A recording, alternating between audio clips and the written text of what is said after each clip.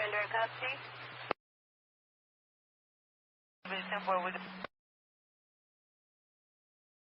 Anyone else follows my restaurant, let me know. Normal, regular night for me. It was. I didn't think it was going to be my last normal night.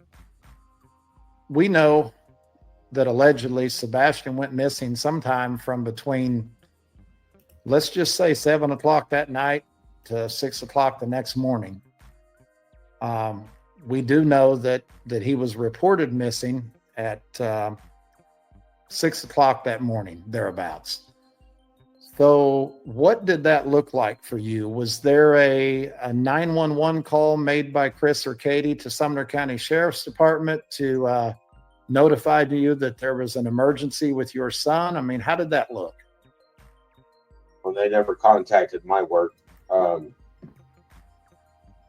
I got out of there about 7 o'clock, and I was talking to some new officers that had just graduated through the academy, and just having conversations, because when we get done, a lot of us officers were in the garage. We talk about how everything went so that we can just prepare for the next day, because most of us are coming back to work the next day. And down there just shooting the shit, not a care, like it's my day off. I'm off now, so there was no rush for me to get to my vehicle. Damn. Because nobody let me know anything while I was at work. Damn. And I spoke to other officers, and then I was like, hey, y'all have a good one. I'll see you, the next day we work. And I got in my truck about 7:20. And I saw that I had a missed phone call and a text message from Christopher Proudfoot saying, 911. And that's when I turned around and I called, and that's when I found out my son was missing. Man. Can you imagine?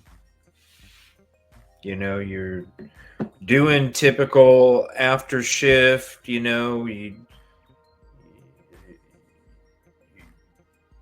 got the days off coming up, you're just kind of, like you said, shooting the shit.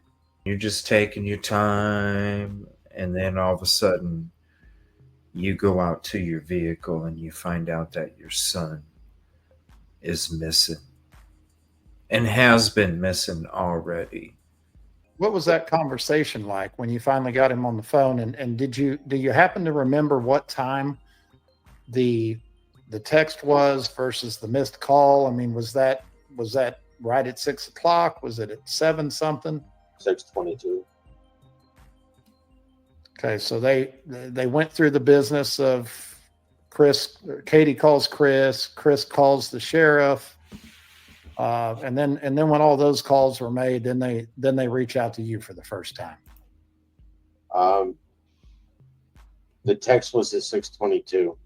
From my understanding, they called the sheriff's office. That just said 911, you guys. A text message that just said 911 at 6:22. Just a text, 911.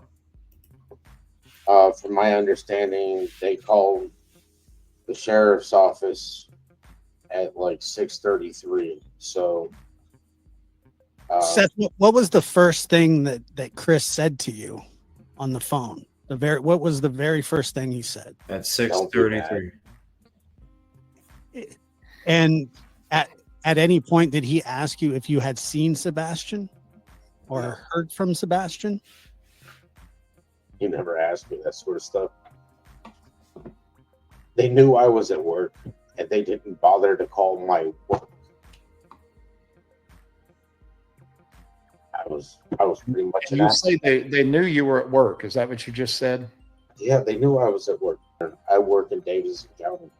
Yeah, I mean, they could have called and said in Davidson County and said, hey, we got an urgent message for Mr. Rogers, right? Yeah.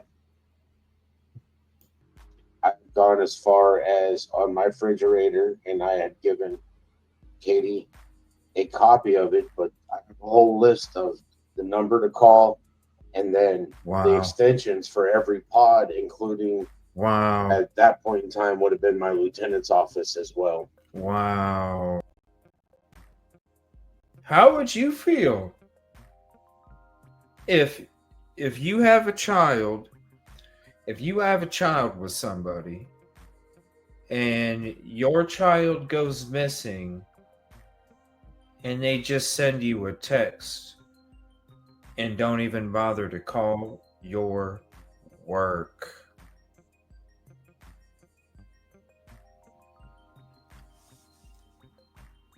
Yeah, there's a lot of sus. Okay, so Wow. you get the call. He says, "Don't be mad." What was your response to that? You don't be mad, but Sebastian's missing and the cops are at our house. Him telling me that my son was missing, my son has never been an eloper. He's never been one to go missing. Never have I ever had the phone call ever that my son was missing. Don't be mad. Don't be mad. Don't be mad. Okay, so you get the call. He says, "Don't be mad." What was your response to that? You don't be mad, but Sebastian's missing and the cops are at our house. Don't be mad. Sebastian's missing and the cops are at his house. What would you be mad about? Like if he listen, if he ran away, why would you be mad? Because somebody left the door unlocked? Did somebody passed out on the couch and somebody came through the back door because it was unlocked? I mean, just because, listen, a predator doesn't have to groom somebody to remove them from a house. A predator can literally be walking through the neighborhood, slightly touching doorknobs to see if any of them are unlocked. I mean, a predator doesn't have to already be grooming. They could be creeping through the backyards, tapping door handles to see which one's open or not. Did somebody, don't be mad because I left the door unlocked and fell asleep on the couch? Why would you be mad if you didn't do anything? Right? Isn't that a legitimate question? Why would you be mad or worry about somebody being mad at you if you didn't do anything in the first place? It's like saying, no offense, but you're going to say something that offends somebody. No offense. Don't be mad. No offense. No offense, even though I'm going to say something that's going to offend you.